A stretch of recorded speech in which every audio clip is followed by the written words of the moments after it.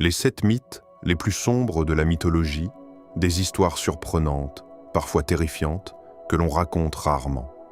Cronos, le père qui dévorait ses enfants. Avant que les dieux de l'Olympe ne règnent sur le monde, il existait une génération bien plus ancienne et bien plus brutale, les Titans. Parmi eux, Cronos n'était pas seulement puissant, il était paranoïaque. Après avoir lui-même renversé son propre père, Ouranos, il reçut une prophétie glaçante. Un jour, l'un de ses enfants ferait la même chose. Ce n'était pas une simple peur, c'était une certitude. Alors, pour échapper à son destin, Cronos fit un choix qui dépasse l'entendement. Il avalait ses enfants dès leur naissance. Pas symboliquement, littéralement. Hestia, Déméter, Héra, Hadès et Poséidon. Tous disparurent dans l'ombre de son ventre.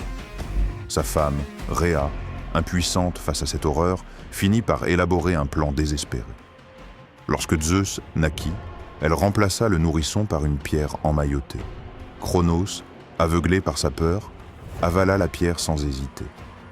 Pendant ce temps, Zeus grandit en secret, nourri dans l'ombre, élevé pour une seule chose, la vengeance. Des années plus tard, Zeus revint. Non pas comme un enfant, mais comme une force prête à renverser l'ordre établi. Il força Cronos à régurgiter ses frères et sœurs, déclenchant la titanomachie, une guerre cosmique d'une violence inimaginable.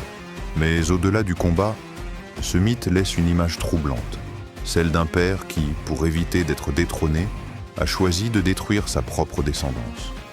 Une peur du pouvoir, poussée jusqu'à la monstruosité. Arachne. Le talent qui devint une malédiction, Arachne n'était pas une déesse. Elle n'était même pas noble. C'était une simple mortelle. Mais son talent dépassait tout ce que le monde avait connu.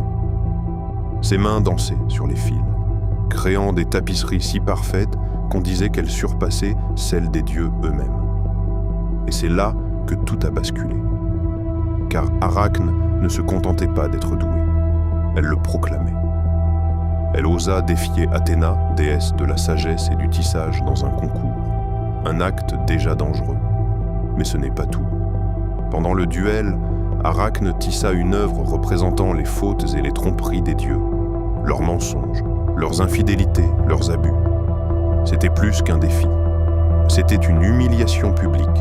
Et le pire, son travail était parfait. Même Athéna ne pouvait le nier. Mais dans le monde des dieux, avoir raison ne protège pas. Humiliée et furieuse, Athéna détruisit la tapisserie d'Arachne, puis la transforma en araignée. Condamnée à tisser pour toujours, sans reconnaissance, sans fin. Depuis ce jour, chaque toile d'araignée est le souvenir silencieux d'une artiste punie, non pas pour son échec, mais pour avoir été meilleure. Médée, l'amour devenu cauchemar. L'histoire de Médée commence comme un conte presque romantique. Princesse, magicienne. Elle tombe amoureuse de Jason, venu chercher la toison d'or. Par amour, elle trahit sa propre famille. Elle aide Jason à accomplir des épreuves impossibles. Elle fuit avec lui, abandonnant tout. Mais l'amour, dans les mythes, a souvent un prix. Des années plus tard, Jason décide de l'abandonner pour épouser une autre femme, plus jeune, plus stratégique. Médée n'est plus qu'un obstacle. Ce qui suit est l'un des actes les plus dérangeants de toute la mythologie. Elle offre une robe empoisonnée à la nouvelle épouse de Jason. Dès qu'elle la porte, elle meurt dans d'atroces souffrances. Mais Médée ne s'arrête pas là. Elle veut briser Jason, complètement. Alors elle tue leurs propres enfants. Pas dans un accès de folie incontrôlée, mais dans une lucidité terrifiante. Elle sait exactement ce qu'elle fait. Elle sait que c'est irréparable.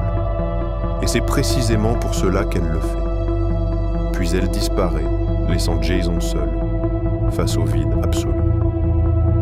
Ce mythe ne parle pas seulement de vengeance. Il parle de ce que devient l'amour, quand il est trahi au point de se transformer en destruction pure. Méduse, la vérité derrière le monstre. On nous a toujours raconté que Méduse était un monstre, un regard capable de transformer n'importe qui en pierre, une créature à abattre. Mais cette version est incomplète. Avant d'être une gorgone, Méduse était une jeune femme connue pour sa beauté. Elle servait dans un temple d'Athéna, un lieu sacré, un lieu censé être protégé. Mais un jour, tout bascule. Elle est agressée par Poséidon dans ce temple même. Et pourtant, ce n'est pas lui qui sera puni, c'est elle. Athéna, furieuse que son temple ait été profané, transforme Méduse en créature hideuse. Ses cheveux deviennent des serpents, son regard, une arme. Elle est bannie, isolée, redoutée, condamnée à vivre comme un monstre alors qu'elle était une victime, un lieu sacré, un lieu censé être protégé. Mais un jour, tout bascule. Elle est agressée par Poséidon, dans ce temple même. Et pourtant, ce n'est pas lui qui sera puni, c'est elle. Athéna, furieuse que son temple ait été profané, transforme Méduse en créature hideuse. Ses cheveux deviennent des serpents, son regard, une arme. Elle est bannie, isolée, redoutée, condamnée à vivre comme un monstre, alors qu'elle était une victime. Des années plus tard, Persée viendra la décapiter, utilisant son pouvoir comme une arme. Mais derrière cette victoire héroïque se cache une tragédie. Méduse n'était pas un monstre à l'origine. Elle est devenue le symbole d'une injustice, où la victime est punie à la place du coupable. Sisyphe. La punition de l'absurde Sisyphe était un roi rusé, trop rusé. Il trompa les dieux, il trahit les secrets divins, il réussit même à enchaîner la mort elle-même, empêchant les humains de mourir. Mais jouer avec l'ordre du monde a un prix. Pour ses actes, Sisyphe fut condamné à une punition éternelle. Il devait pousser un énorme rocher jusqu'au sommet d'une montagne. Et chaque fois qu'il approchait du sommet, la pierre roulait en arrière. Encore et encore. Pour l'éternité, pas de fin, pas de pause, pas de sens. Ce mythe est profondément dérangeant parce qu'il ne repose pas sur la douleur physique, mais sur quelque chose de pire, l'inutilité, l'absence totale de but, le sentiment que quoi que vous fassiez, cela ne changera rien. Des siècles plus tard, ce mythe inspirera même des philosophes comme Albert Camus, qui y verra une métaphore de la condition humaine. Une existence où l'on cherche un sens, dans un monde qui n'en offre pas, Prométhée. Le sacrifice interdit. Prométhée n'était pas comme les autres titans. Il aimait les humains, il croyait en eux. Alors que les dieux voulaient-ils les garder faibles et ignorants, lui décida de leur offrir quelque chose d'interdit, le feu, symbole de connaissance, de progrès et de pouvoir. Mais voler aux dieux n'est jamais sans conséquence. Zeus entra dans une colère noire. La punition de Prométhée fut d'une cruauté extrême. Enchaîné à une montagne, il était condamné à voir un aigle venir chaque jour lui dévorer le foie. Et chaque nuit, son corps guérissait. Pour que la souffrance recommence. Ce mythe est terrifiant, car il pose une question simple. Le progrès vaut-il la souffrance qu'il engendre ? Prométhée a donné la lumière aux hommes, mais il a payé le prix des ténèbres éternelles. Perséphone. La prison invisible, Perséphone, était la fille de Déméter, déesse de la nature. Elle incarnait le printemps, la vie, l'innocence. Mais un jour, alors qu'elle cueillait des fleurs, la terre s'ouvrit.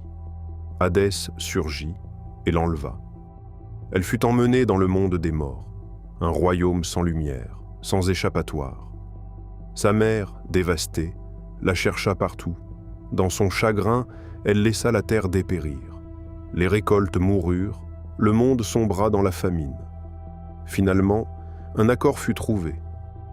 Perséphone pourrait revenir, mais pas totalement, car elle avait mangé un fruit des enfers, la grenade, un lien irréversible.